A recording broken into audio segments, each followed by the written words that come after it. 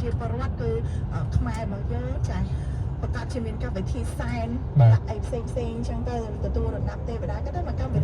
ធីជួយសេដ្ឋកិច្ចច្រើនជួយបាទឲ្យវល់ជុំលុយមកបងប្អូនហ្នឹងហើយចាំបើយើងជួយទិញអីវ៉ាន់តែថែមថៃមិនស្ដាយចម្រើនមើលនឹកឃើញថាទីរងាពីអីអត់ឃើញបាទទៅមកខុសមក3កន្លែងទំនឹកឃើញតែរៀបរដាប់ទេវតាឲ្យ3កន្លែងហត់ចុះ3កន្លែងសាចំបាទជីពីបោះចុះ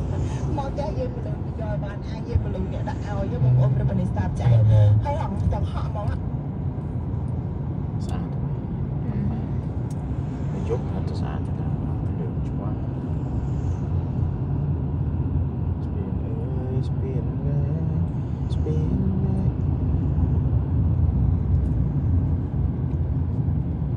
ជួយគេដាក់បកគោអញ្ចឹងទៅ